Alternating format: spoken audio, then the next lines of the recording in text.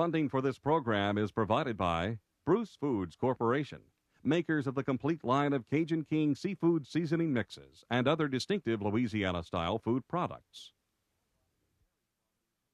And by the Dairy Farmers of Louisiana. When you want good programming, just add milk.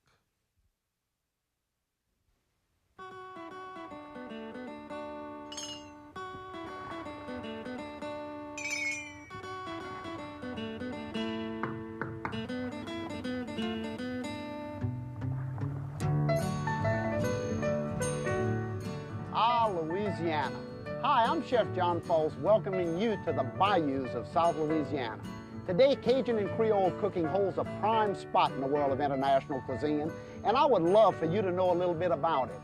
So why not sit back, relax, and join me and some of my friends as we cook up another great Taste of Louisiana.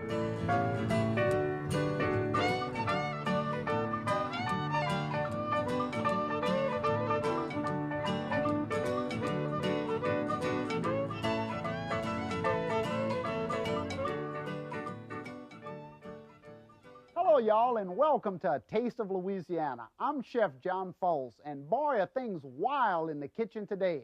I'm doing all of the exotic foods of the bayous of South Louisiana.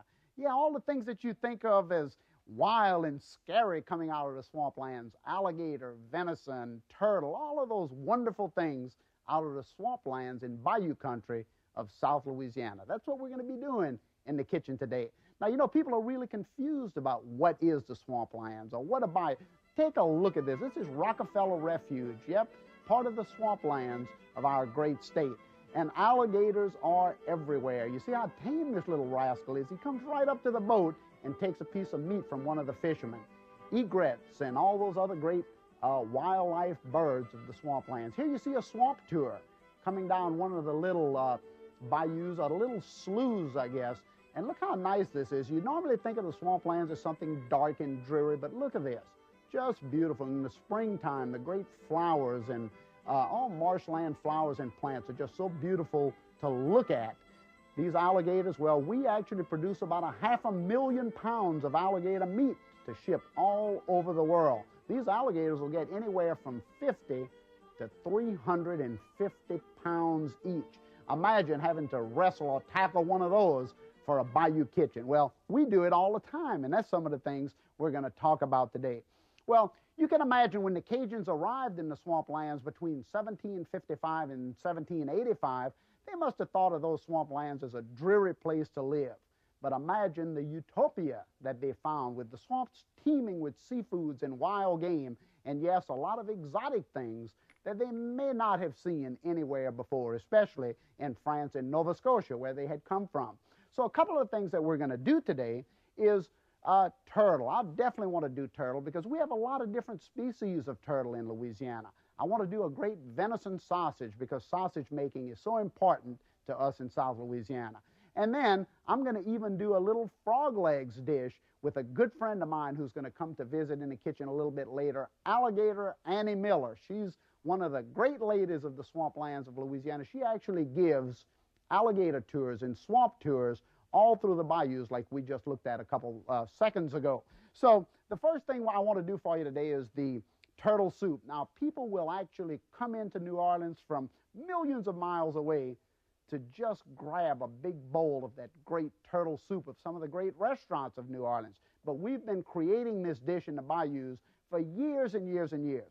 I want you to take a look at what we're going to begin with here. First of all, this is a loggerhead turtle, or what we call alligator turtle. Of course, we use snapping turtle, and since the sea turtle is on the endangered species list, there's a tremendous demand for this turtle all over the country out of the bayous of Louisiana. So what I've done is to take this loggerhead or alligator turtle, and I've poached it in liquid with onion, celery, bell pepper, garlic, all the great flavors of Louisiana until it became very, very tender, because that's an important thing. This meat is a little bit tough, so you want to boil it until it becomes real nice and tender, but remember to reserve the stock that you boil it in, because that's where the great flavor is. And as you can see, once it was boiled, it becomes very tender. I can just break it apart so easily, and then I've chopped it. Look how nice this is, and there's They say that turtle has 7 different distinct flavors of meat, and that's pretty true. If you've ever eaten turtle, you know that to be a fact.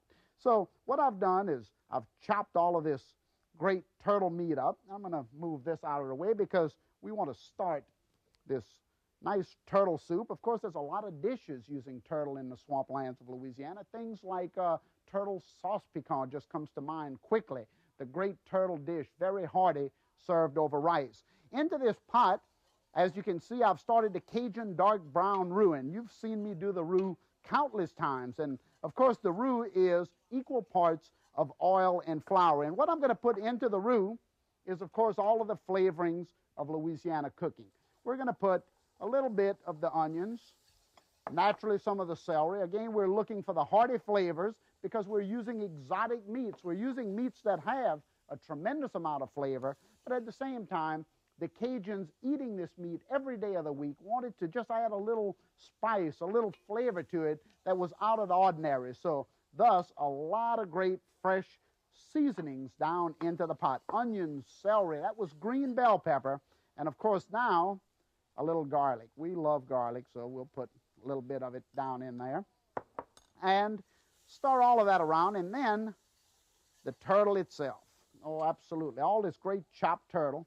And as I say, we boil this in turtle stock, and we've reserved that stock because that's going to be the liquid that's going to go down into the pot.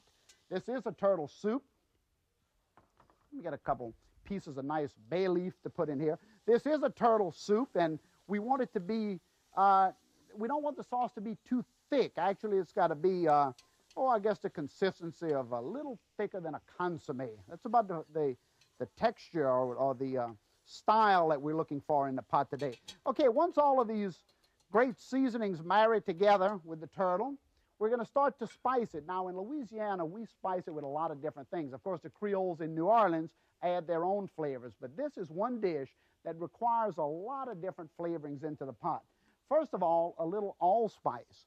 Always put a little allspice, a little ground cloves or cinnamon down into the turtle soup. Always, it gives it that really, really nice sweet taste. I'm going to put some of the ground sassafras. This is the leaves of the sassafras tree that's been dried and then ground. And of course, fresh thyme down into the pot.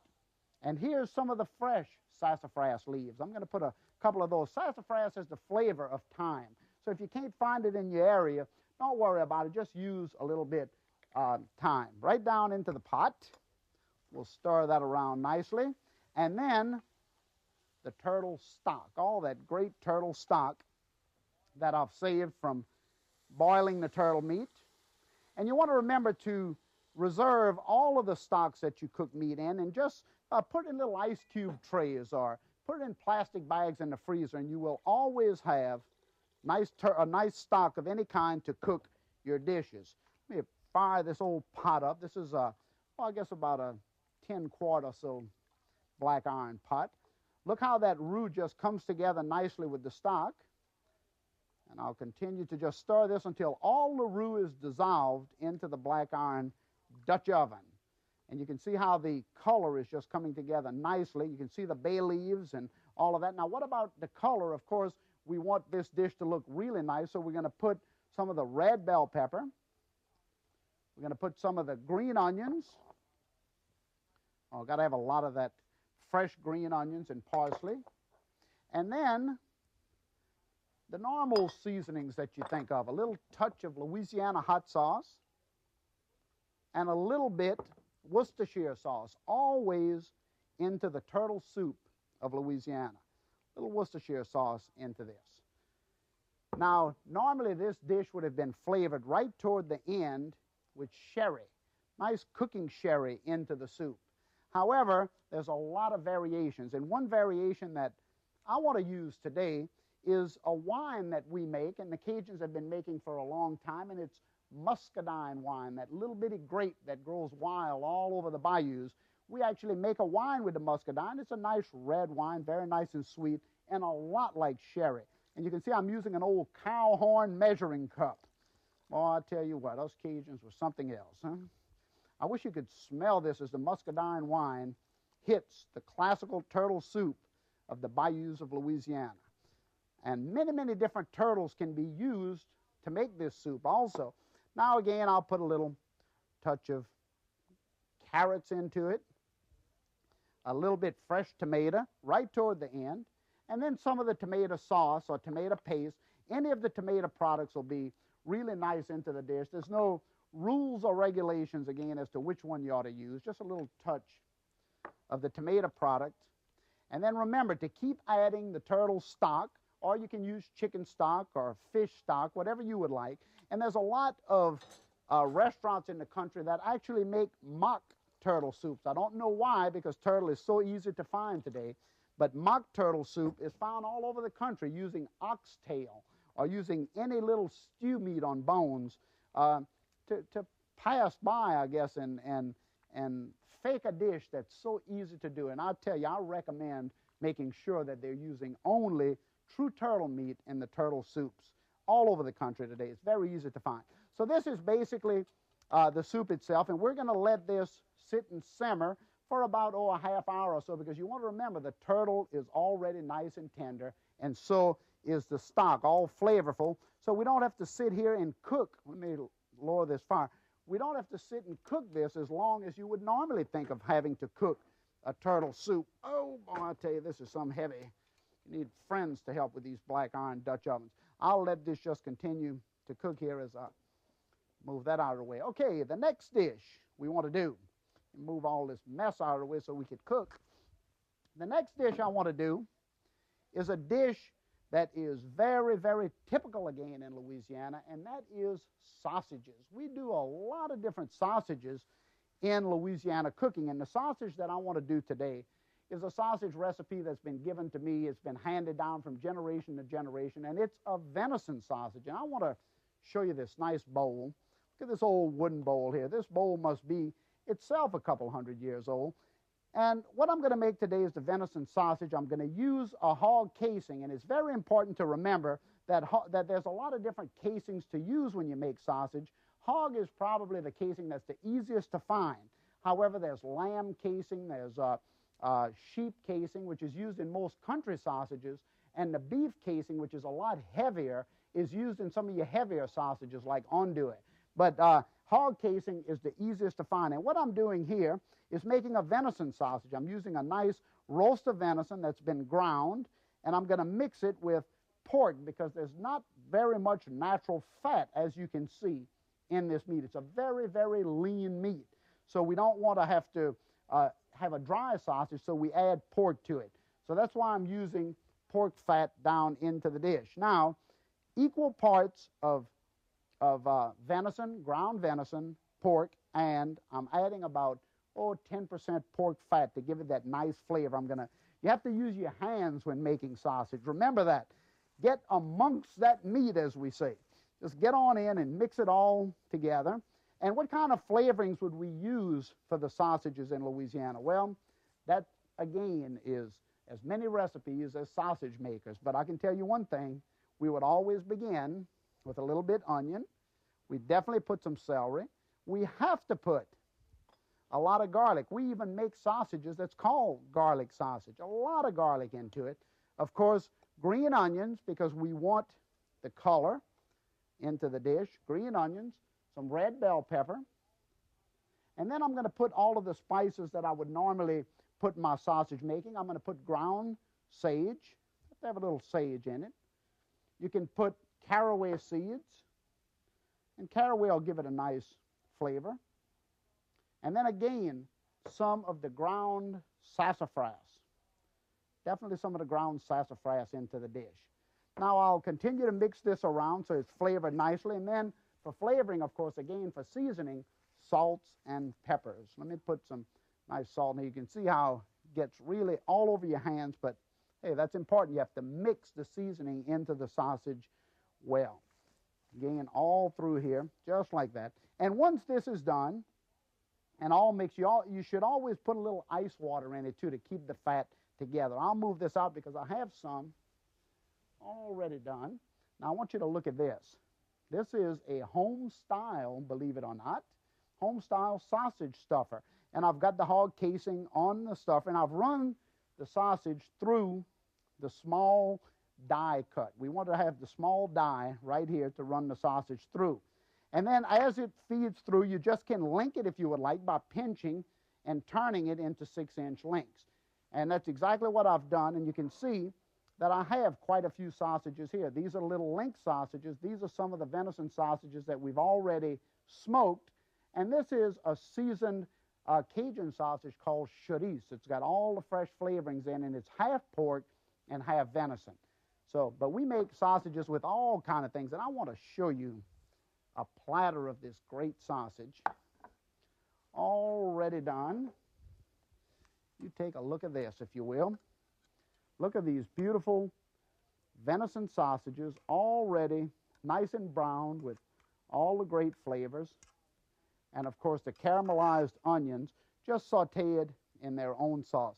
What a really, really nice dish to serve as an appetizer or an entree or whatever. It's great for anything that you would want to use. I'll decorate this. Little purple cabbage. Exotic foods of the bayous. Look how nice that is. What would I serve with all of these exotic foods? Well, let me show you a couple of them.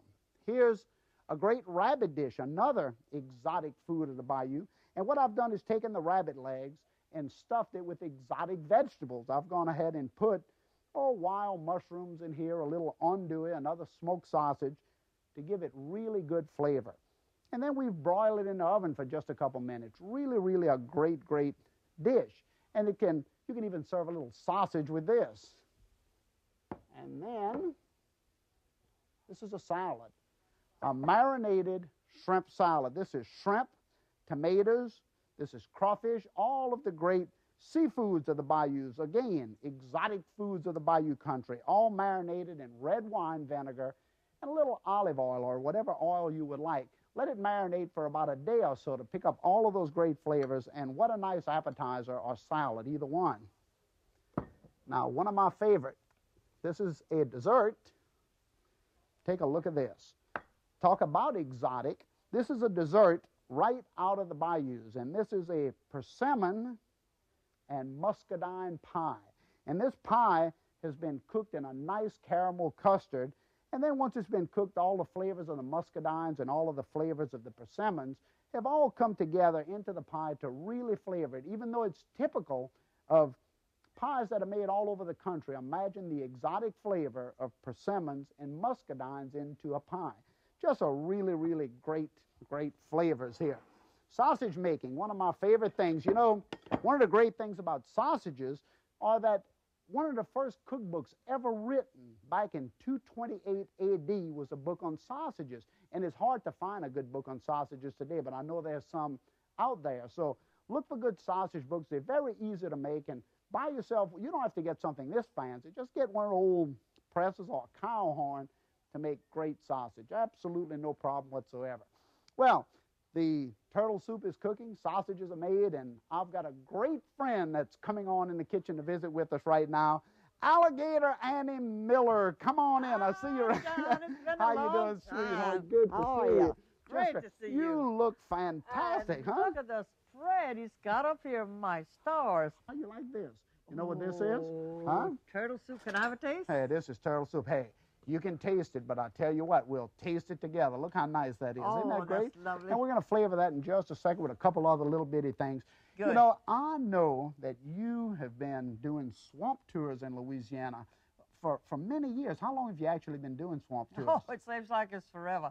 I know 79 we started, and it's going on and on and on, getting better all the time. Well, great. How many tours do you actually do a year? I mean, you must do thousands of them. Ooh, I don't know how many a year, but we grossed something like between $80,000 and $90,000 last year. $80,000 or $90,000 on swamp tours? On swamp tours. I need to get out of the kitchen and get me a swamp boat.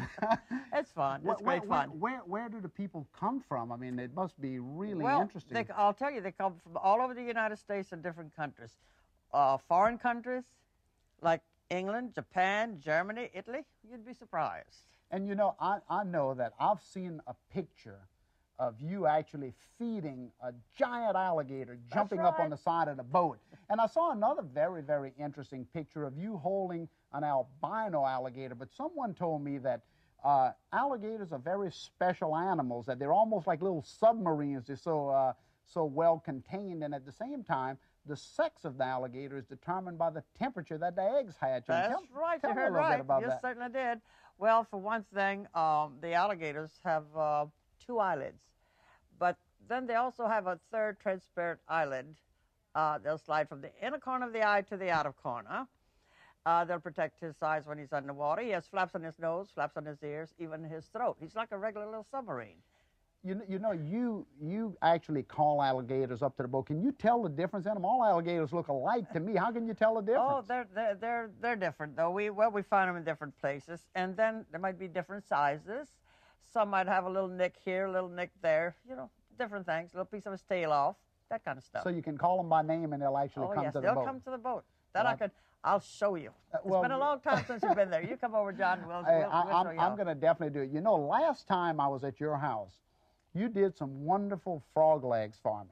Right. And I was thinking about that when I knew you were coming to visit today, so I came up with a new frog legs recipe that I want to share with you, and I want you to help me with that. Let me kick on this fire. Look, I got a black skillet right down there. Why don't you put the skillet on the fire here and put a little bit butter into it, and let me show you what we're going to do. We're going to begin. Oh, I'm anxious to see. We're going to begin with frog legs, and I want everybody to look at these great, beautiful frog legs here.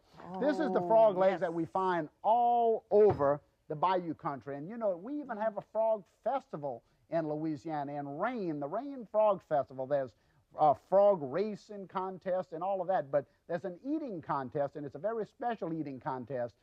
The winner is decided by who eats the frogs more delicately and with the most finesse and things like that, rather than how many we eat, which is real strange in Louisiana.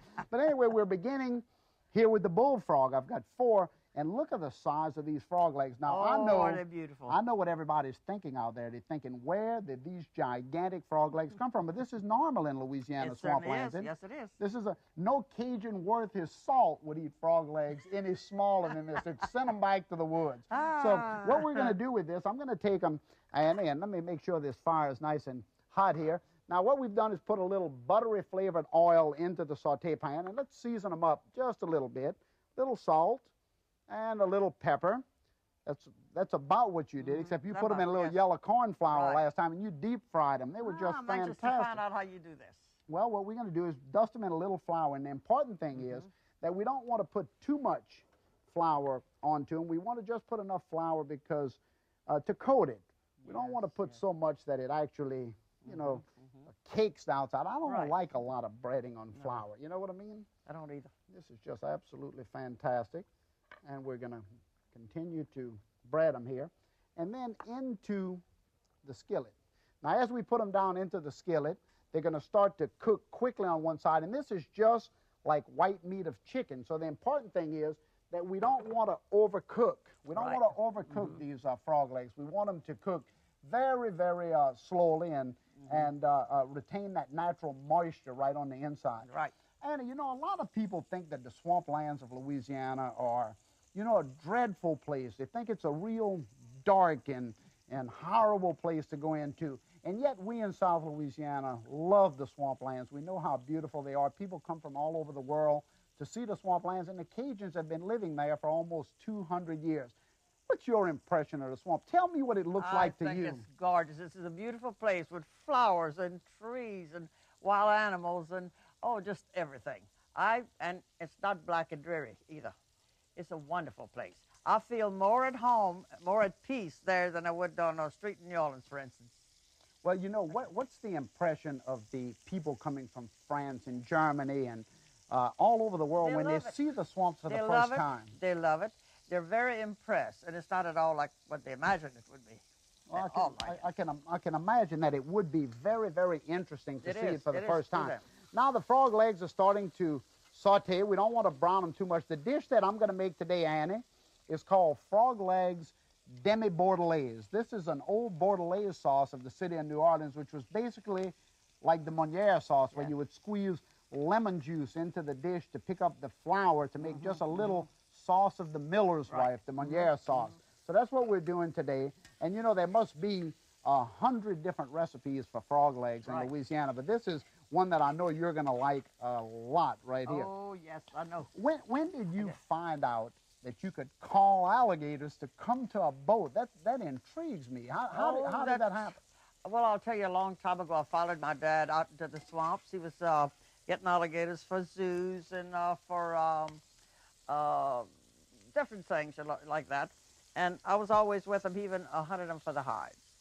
And he'd call them, Well, I figured when we started this, I could do my own calling, like, baby, Mike Lee, and they responded. And they responded. They actually came up to the boat. Right. And do people think that it's a fraud, or did they actually? First, you ought to hear them, the comments you hear. They believe it's just a put on, but it isn't. I can imagine. But, when we first started, we did use a long pole. When they first come out of hibernation, a great long bamboo pole with a little chicken and something like that. When you start calling them, they're hungry then, and you entice them. They'll eat. If they come to the boat and take 1 or 2 bites, you've got it made. You don't have to worry. Then you've got them. They'll come every time. Right. Huh? Well, I know how interesting it must be, and I tell you one thing, I'm coming back to get another one of those alligator tours. And what's the season? You do it all year long? Or? Yes, we do it all year round, but the alligator season would be from the 1st of March till about the 1st of November. Then they go into hibernation.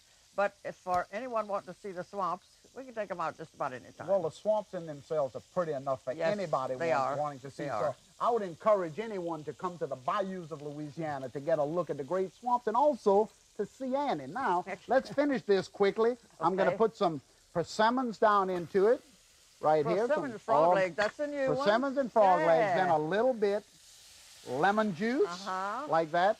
And, of course, a little touch of white wine. And that's all we have, a very nice Demi Bordelaise sauce, and we'll put a little parsley down into it. And that dish is actually finished. To finish the turtle soup, boil eggs. Always boil eggs into the soup, because in the early days, we would actually put the turtle eggs down into it. And that dish is about finished. Well, Annie, I can't thank you enough for coming to visit with me in the kitchen today. I appreciate it, John. Come back and see us. And I want to tell everybody out there to come back into this Louisiana kitchen as we continue to cook up more of these great exotic foods and other tastes of Louisiana. See you around. Let's eat some of this, girl. Oh, yes. Come on, eat some of this, huh? I need a taste, a right little here. taste. You've got a taste. You've got a taste. I'm going to give you some of the turtle. And then, right here.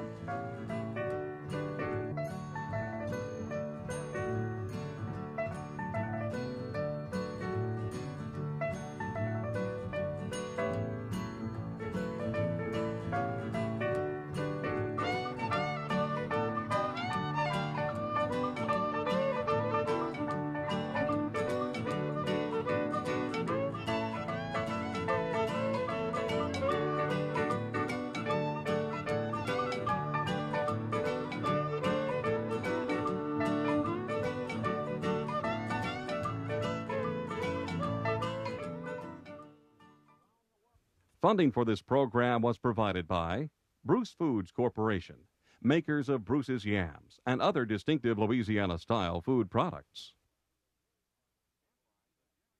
And by the Dairy Farmers of Louisiana. Fresh ideas in cooking begin with milk.